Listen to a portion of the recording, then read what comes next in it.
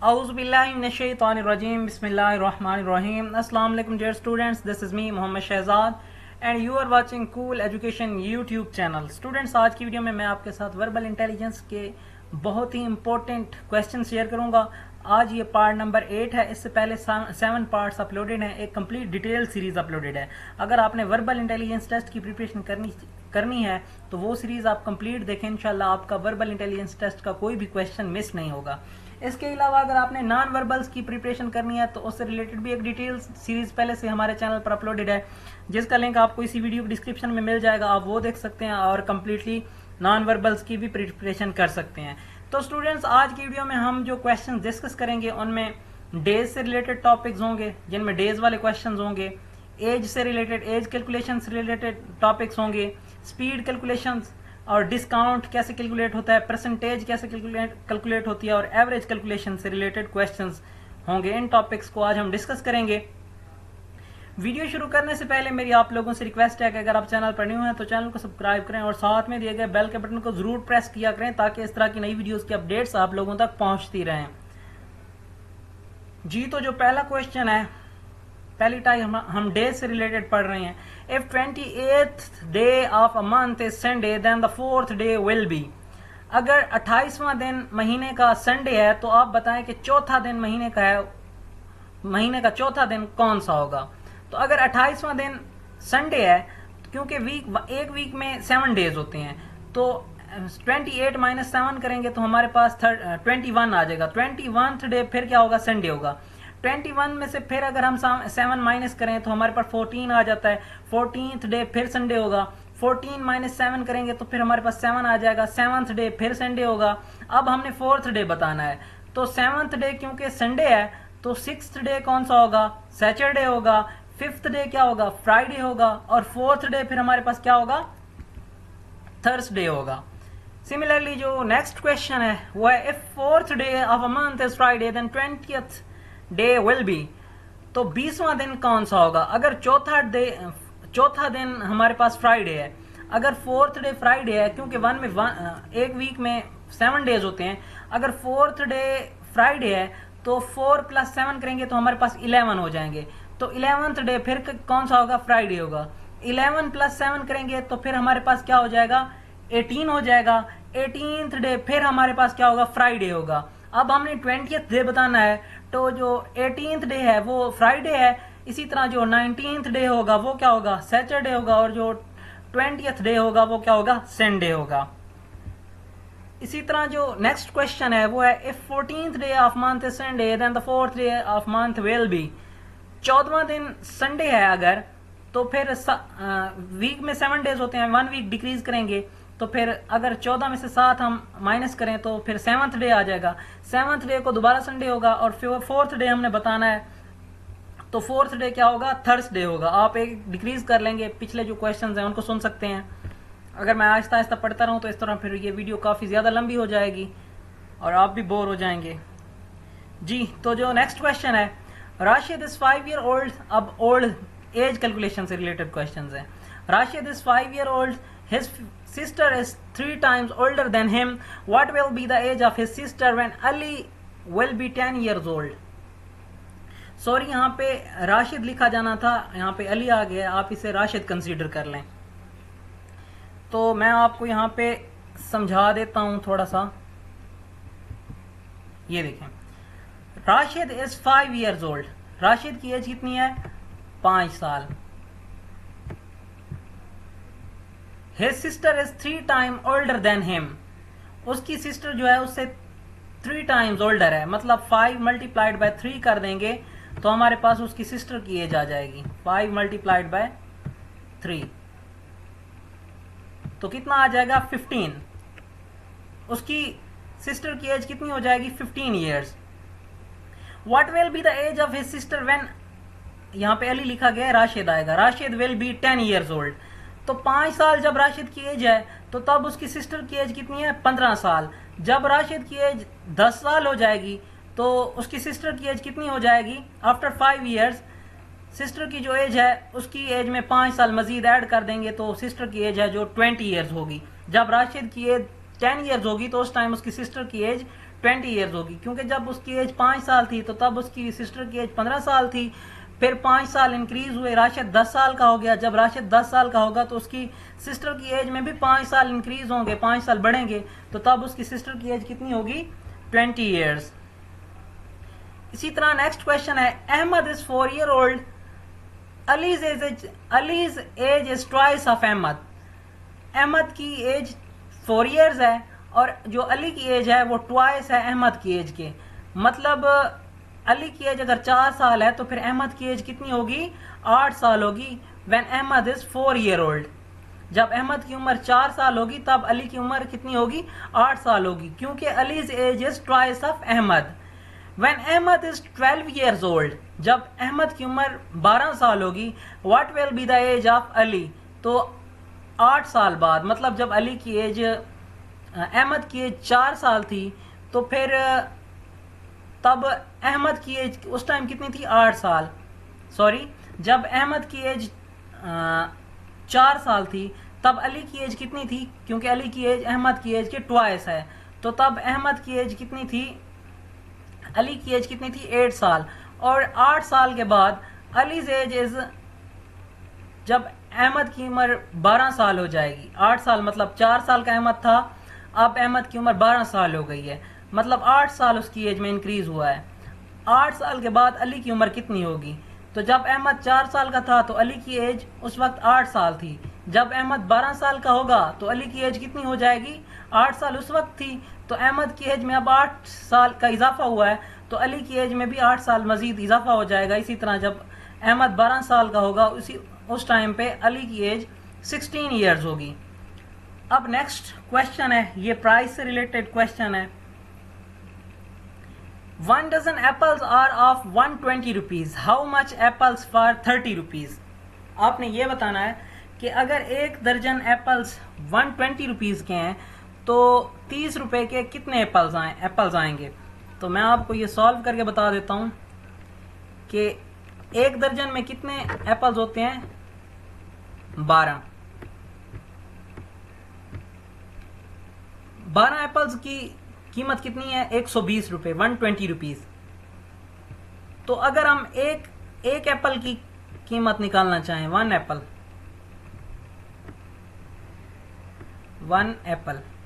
मैं पूरा नहीं लिख रहा क्योंकि अगर मैं पूरा लिखना शुरू कर दूं तो फिर वीडियो लंबी हो जाएगी। अगर हम 1 एप्पल की कीमत निकालना चाहें तो हम क्या करेंगे? 120, क्योंकि 12 एप्पल्स की जो वैल्यू है वो 120 है। 120 डिवाइडेड बाय 12 कर देंगे। जब 120 डिवाइडेड बाय 12 करेंगे तो हमारे पास 1 एप्पल की वैल्यू निकल आएगी, 1 एप्पल की कीमत निकल आएगी। 1 एप्पल की कीमत कितनी बनेगी? 10 रुपीज। 120 डिवाइडेड बाय 12 करेंगे तो हमारे पास 10 आ जाएगा। 10 रुपीज 1 एप्पल की वैल्यू है। अब हमने बताना है कि 30 रुपए के कितने एप्पल्स आएंगे, तो 30 डिवाइडेड बाय 10 करेंगे तो हमारे पास एप्पल्स निकल आएंगे जो 30 रुपए के मिलेंगे। तो 30 रुपए के कितने एप्पल्स मिलेंगे हमें? सॉरी, 10 लिखना है, यहाँ पे 3 लिख दिया है मैंने। 10, तो 30 रुपए के हमें कितने एप्पल्स मिलेंगे? 3 एप्पल्स। किस तरह सॉल्व किया है मैंने कि 1 dozen apples are of 120 rupees, क्योंकि 12 जो एप्पल्स हैं वो 120 रुपए के हैं। हमने 1 एप्पल की कीमत निकालनी है, 1 एप्पल की वैल्यू निकाली है। तो 1 एप्पल की वैल्यू निकालने के लिए हमने क्या किया है? 120 डिवाइडेड बाय 12 कर दिया है, तो हमारे पास 1 एप्पल की वैल्यू निकल आई है। क्योंकि अब हमने 30 रुपए के एप्पल्स लेने हैं, 30 रुपए के एप्पल्स बताने हैं कि कितने आएंगे, तो हमने क्या किया है कि 30 डिवाइडेड बाय 10 कर दिया है, तो हमारे पास 3 एप्पल्स निकल आए हैं। मतलब 30 रुपए में हम 3 एप्पल्स खरीद सकते हैं। 1 dozen is equal to 12 and apple 12 is equal to 120 rupees. 12 apple कितने रुपए के हैं? 120 रुपए के। और 1 एप्पल कितने का आएगा? 120 डिवाइडेड बाय 12 करेंगे तो हमारे पास 10 रुपए आ जाएंगे। 1 एप्पल कितने रुपए का आ जाएगा? 10 रुपए का आ जाएगा। और इसी तरह फिर 30 डिवाइडेड बाय 10 करेंगे तो हमारे पास 3 एप्पल्स की वैल्यू निकल आएगी। सिमिलरली जो नेक्स्ट क्वेश्चन है, a set of books is price of 1200। तो हमारे पास एक किताबों का एक सेट कितने पैसों का है? 1200 रुपए का, 1200 रुपीज का। सेट कंटेन्स 4 बुक्स, सेट में कितनी बुक्स हैं? 4 बुक्स हैं। What is the price of 3 books, हमने बताना है कि 3 बुक्स की कितनी वैल्यू होगी, कितनी कीमत होगी। क्योंकि अब जो एक बुक है, हम पहले एक बुक की वैल्यू निकालेंगे। एक बुक की वैल्यू कैसे निकालेंगे? क्योंकि जो सेट की वैल्यू है वो 1200 रुपये है, 1200 रुपये है, और सेट में कितनी बुक्स हैं? 4 बुक्स हैं, यहां पे लिखा गया है। सेट की टोटल प्राइस कितनी है? 1200, और हमने सेट में बुक्स कितनी है? 4 बुक्स हैं, तो हमने एक बुक की वैल्यू निकालनी है पहले। तो हम क्या करेंगे? 1200 डिवाइडेड बाय 4 करेंगे, तो हमारे पास 1 बुक की वैल्यू निकल आएगी। 1 बुक की वैल्यू कितनी आई है? 300। अब हमने 3 बुक्स की वैल्यू निकालनी है, तो हम 3 बुक्स की वैल्यू कैसे निकालेंगे?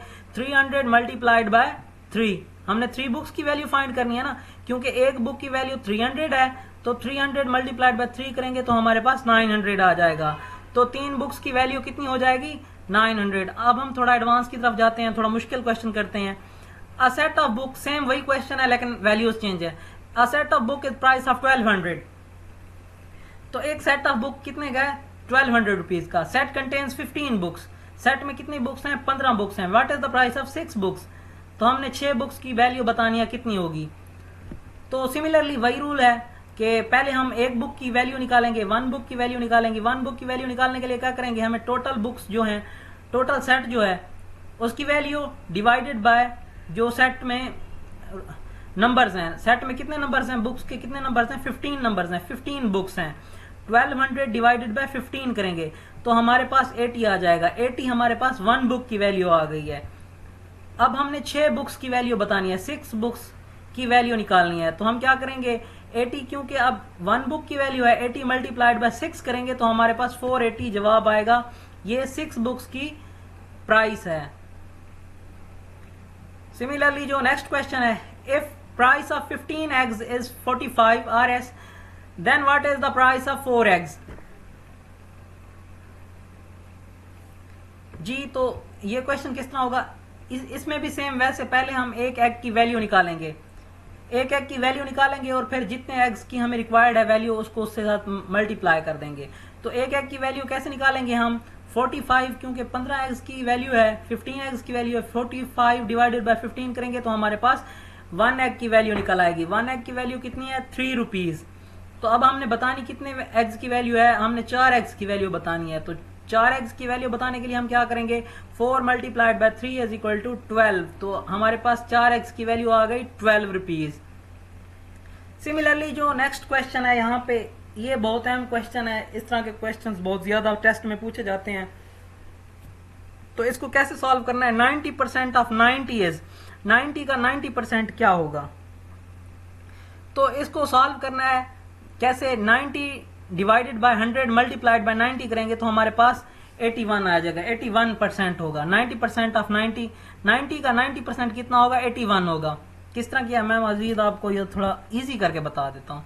अगर कोई इस तरह का क्वेश्चन आता है तो आपने क्या करना है? जस्ट इसको, इस डिजिट को और इसके पहले वाले डिजिट को, इनको आपस में मल्टीप्लाई कर देंगे तो हमारे पास जो परसेंट है वो निकल आएंगे, 81 आएगा। 9 मल्टीप्लाइड बाय 9 करेंगे तो 81 आंसर आ जाएगा। और इसका मैथमेटिकल फार्मूला ये है, ये लिखा गया है, आप इसे देखें। पहले 90 लिखना है यहाँ पे, फिर डिवाइड करना है 100 से और मल्टीप्लाई कर देना है 90 के साथ। जो वैल्यू हमने निकालनी है, जिस वैल्यू को परसेंट निकालने हैं उसके साथ मल्टीप्लाई करेंगे तो हमारे पास आंसर आ जाएगा। इसी तरह नेक्स्ट क्वेश्चन बताता हूँ, आपको समझ आएगा। फिर जिस तरह ये क्वेश्चन है, अब 30% ऑफ 50, तो हम अब इसके कैसे निकालेंगे? इसको कैसे सॉल्व करेंगे? अगर हम इजीली इसको और इसको आपस में मल्टीप्लाई कर देंगे तो हमारे पास जो आंसर होगा वो आ जाएगा। और 5, अब जब हम 5 को 3 से मल्टीप्लाई करेंगे तो हमारे पास क्या आएगा? 15 आंसर आएगा। और अगर हम इसे फॉर्मूले के साथ सॉल्व करेंगे तब हम क्या करेंगे? 30 डिवाइडेड बाय 100 मल्टीप्लाइड बाय 50, नीचे लिखा हुआ दिखा देता हूं आपको। 30 डिवाइडेड बाय 100 मल्टीप्लाइड बाय 50 करेंगे तो हमारे पास 15 आंसर आएगा। सिमिलरली जो नेक्स्ट क्वेश्चन है वह 1/3 ऑफ 1/10 ऑफ 30 इज। ये थोड़ा सा एडवांस है, आप इसे जरा गौर से देखें। 1/3 यहाँ पे थोड़ा सा समझा देता हूं आपको। वन थर्ड किसे कहते हैं? 1/3। वन थर्ड किसे कहते हैं? 1/3 को। ऑफ 1/10, अब 1/10 किसे कहेंगे? 1/10 को।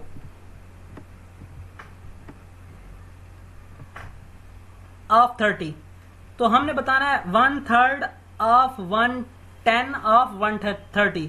अब ये जो ऑफ नजर आ रहा है आपको, जहां पे भी ऑफ नजर आएगा उसका मतलब होता है मल्टीप्लाई करना, मल्टीप्लाइकेशन। ऑफ का मतलब होता है मल्टीप्लाइकेशन। तो हमने क्या करना है? 1/3 मल्टीप्लाइड बाय 1/10 मल्टीप्लाइड बाय 30।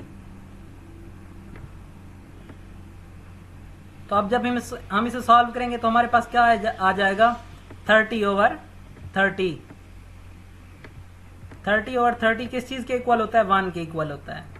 तो अगर इस तरह का क्वेश्चन आ जाता है तो आप उसे इस तरह सॉल्व करेंगे। मजीद मैं आपको बता देता हूं, यहां पे देखें 1/3 multiplied by 1/10 multiplied by 30 is equal to 1। इसी तरह जो नेक्स्ट क्वेश्चन है, if a bike moves at the speed of 120 km/h, how much distance it cover in 10 minutes. तो अब हम इसे कैसे सॉल्व करेंगे? If a bike moves at the speed of 120 km/h, एक घंटे में वो 120 किलोमीटर के सफर, जो बाइक है 120 किलोमीटर कर रही है एक घंटे में। मतलब एक घंटे में कितनी मिनट्स होते हैं? 60 मिनट्स। 60 मिनट्स में वो कितना कवर कर रही है? 120। और हमने बताना क्या है? How much distance it cover in 10 minutes. 60 minutes में वो 120 किलोमीटर कर रही है, हमने बताना है 10 मिनट्स में वो कितना सफर तय करेगी। तो 10 मिनट्स का सफर निकालने के लिए हम क्या करेंगे? पहले हम 1 मिनट देखेंगे, 1 मिनट में वो कितना फासला तय कर रही है। तो 1 मिनट का फासला निकालने के लिए हम क्या करेंगे? 120 डिवाइडेड बाय 60 कर देंगे। इस तरह का जो भी क्वेश्चन आएगा आपने ऐसे ही करना है। पहले 1 मिनट की स्पीड निकालनी है, फिर टोटल स्पीड निकालनी है आपने, जितना पूछेगा फिर वो आपने निकालना है। लेट्स सपोज यहां पे अगर आ जाता 150, तो हम क्या करते? 150 और पर आवर दे देता वो, तो हम फिर डिवाइडेड बाय 60 कर देते।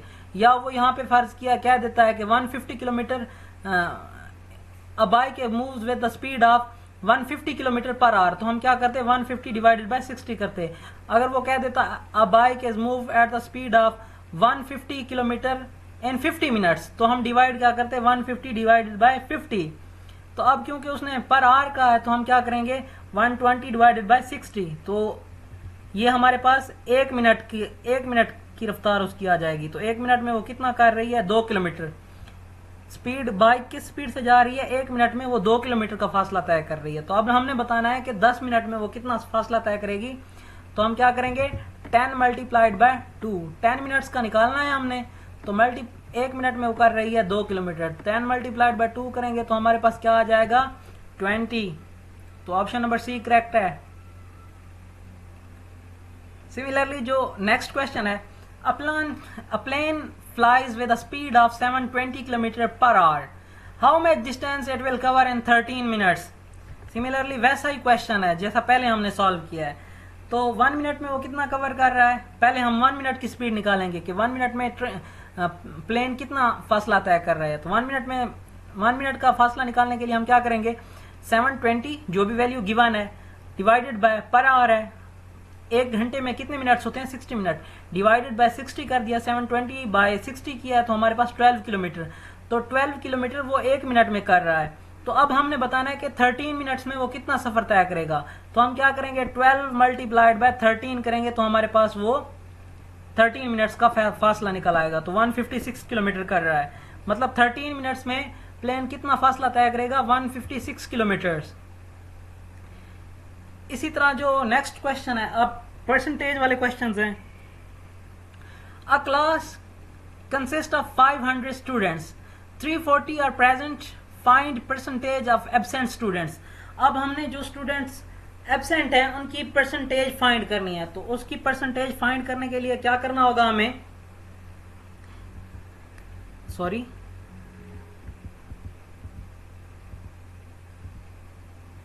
ये क्वेश्चन है। A class consist of 500 students, 340 are present, find the percentage of absent students. अब हमने एब्सेंट स्टूडेंट्स की परसेंटेज फाइंड करनी है। तो पहले तो हम देखेंगे कि एब्सेंट स्टूडेंट्स हैं कितने। टोटल स्टूडेंट्स हैं 500 और प्रेजेंट कितने हैं 340। तो एब्सेंट स्टूडेंट्स कितने हैं 160। एब्सेंट स्टूडेंट्स कितने हैं 160। 160 स्टूडेंट्स एब्सेंट हैं। तो हमने परसेंटेज फाइंड करनी है कि जो एब्सेंट स्टूडेंट्स हैं उनकी परसेंटेज कितनी है। तो परसेंटेज फाइंड करने के लिए क्या करना होता है कि जो भी वैल्यू होती है जिसकी परसेंटेज फाइंड करनी होती है उसे ऊपर रख देते हैं और डिवाइड कर देते हैं टोटल वैल्यू के साथ और मल्टीप्लाइड कर देते हैं 100 के साथ। जैसे अब हमने 160 की परसेंटेज फाइंड करनी है ना, क्योंकि एब्सेंट स्टूडेंट्स 160 हैं तो हमने 160 की परसेंटेज फाइंड करनी है। तो 160 डिवाइडेड बाय टोटल स्टूडेंट्स कितने हैं 500। तो 500 करेंगे और मल्टीप्लाइड बाय 100 करेंगे। 500 मल्टीप्लाइड बाय 100।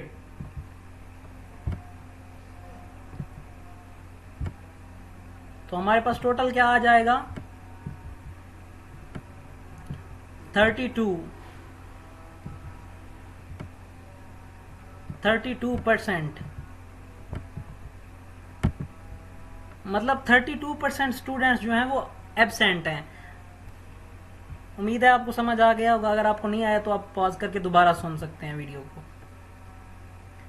सिमिलरली जो नेक्स्ट क्वेश्चन है, a pen is bought for 30 rupees and sold for 40 rupees, find percentage of profit.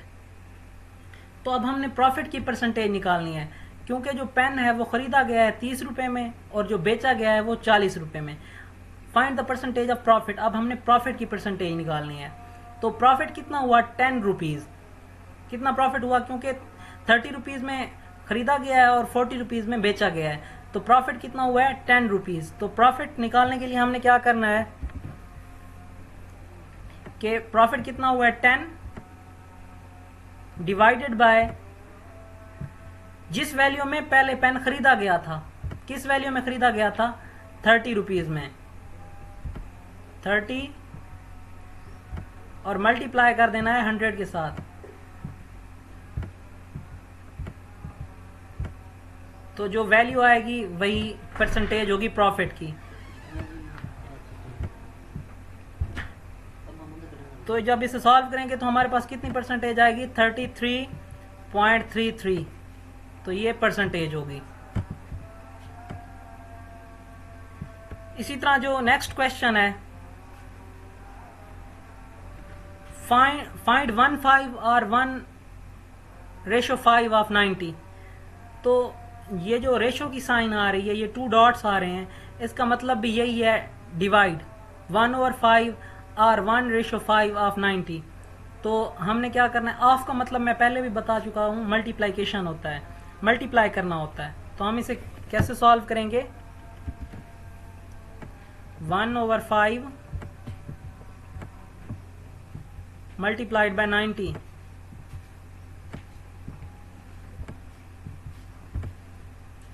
1/5 multiplied by 90।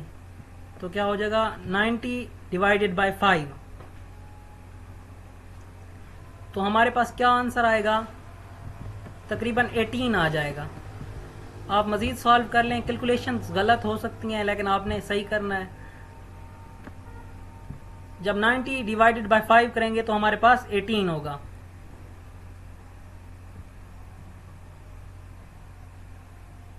One over 5 multiplied by 90, तो equal करेंगे 90/5। तो 90/5 करेंगे तो हमारे पास 18 होगा। सॉरी, यहाँ पे 80 गलती से लिखा गया है, तो ये 18 होगा। सिमिलरली जो नेक्स्ट क्वेश्चन है, फाइंड 2/5 ऑफ 2/5 ऑफ 100। तो इसे भी कैसे सॉल्व करेंगे 2 डिवाइडेड बाय 5, 2 डिवाइडेड बाय 5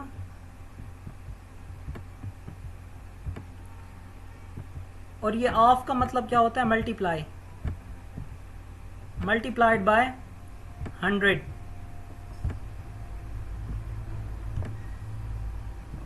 तो ये टोटल क्या होगा 40। अगर इस तरह का क्वेश्चन आ जाता है तो आपने इसी तरह सॉल्व करना है। ये 40 हो गया। नीचे सॉल्व भी क्या हुआ है, 2/5 multiplied by 100 is equal to 200/5 is equal to 40। Next question है, ये डिस्काउंट से रिलेटेड है। A boy bought a shirt at a sale for Rs 140. He received 30% discount on the normal price. What is the original price of the shirt?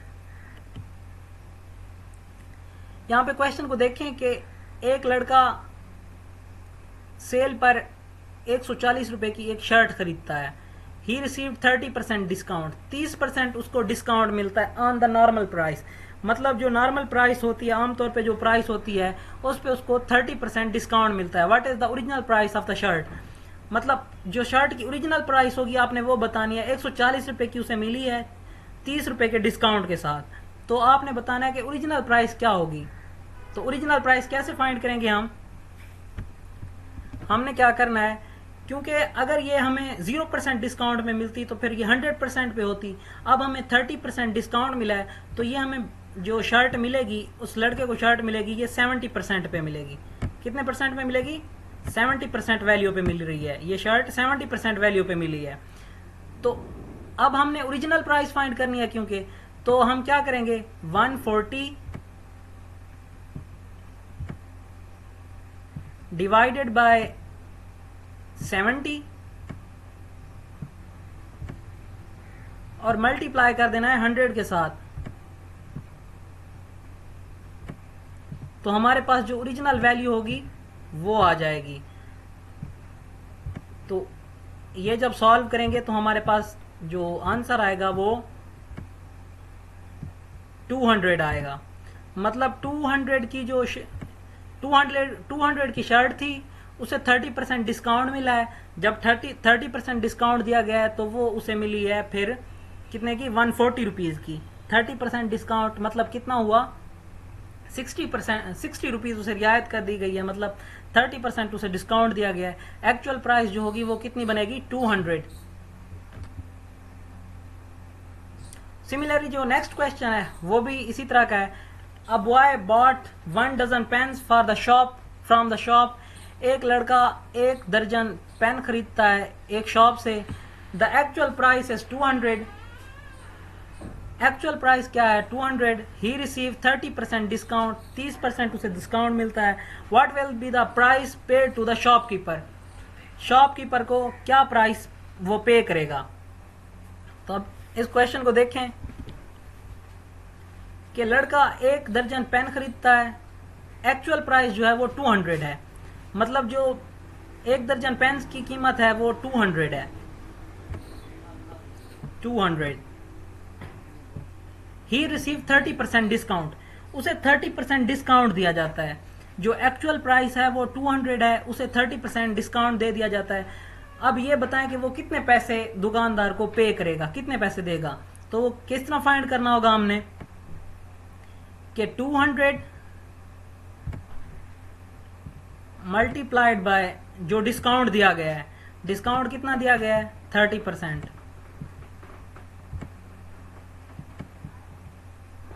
Sorry लिखा नहीं जा रहा सही तरह, लेकिन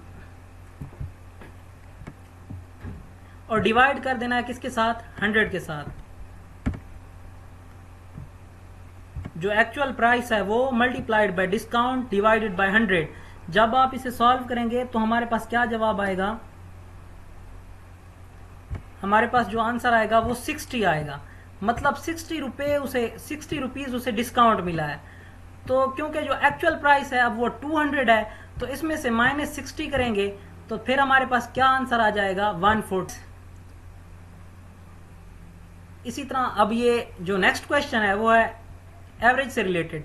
Ahmad got 50, 60, 70, 40, 75 marks in 5 test respectively. What is the average marks? हमने average marks बताने हैं कि कितने होंगे। अहमद 50, 60, 70, 40 और 75 मार्क्स लेता है 5 टेस्ट्स में respectively. What will be the average marks? तो हमने बताना है कि एवरेज मार्क्स क्या होंगे। एवरेज फाइंड करने का जो फार्मूला है वो ये है, average is equal to sum over numbers. Sum क्या होता है, ये जो नंबर्स दिए गए हैं इनको कंबाइन कर लेना है, जमा कर लेना है। तो जब जमा करेंगे जो भी वैल्यू आएगी उसे कहते हैं सम। और नंबर्स क्या होते हैं, नंबर्स हमने ये काउंट कर लेने 1 2 3 4 5, ये 5 नंबर्स हैं। डिवाइड 5 के साथ कर देंगे तो हमारे पास एवरेज निकल आएगी। तो कैसे होगा ये, 50 plus 60 plus 70 plus 40 plus 75 divided by 5 numbers हैं, 5 कर देंगे तो हमारे पास 59 आ जाएगा। तो ये जो एवरेज मार्क्स होंगे वो 59 मार्क्स होंगे, एवरेज मार्क्स 59 होंगे जी। तो स्टूडेंट्स ये थी आज की वीडियो जिसमें मैंने आपके साथ कुछ इंपॉर्टेंट क्वेश्चन शेयर किए हैं। अगर आप लोगों को वीडियो अच्छी लगी है तो वीडियो को लाइक करें, चैनल को सब्सक्राइब करें। और अगर आपने एफएफएस टेस्ट की प्रिपरेशन के लिए हमारा व्हाट्सएप ग्रुप ज्वाइन करना है तो स्क्रीन पर नंबर शो हो रहा है जिस पे व्हाट्सएप करके आप हमारा व्हाट्सएप ग्रुप भी ज्वाइन कर सकते हैं और वहां से भी प्रिपरेशन कर सकते हैं। तो मिलते हैं नेक्स्ट वीडियो में। Till then take care, remember me in your special prayers. अल्लाह हाफिज।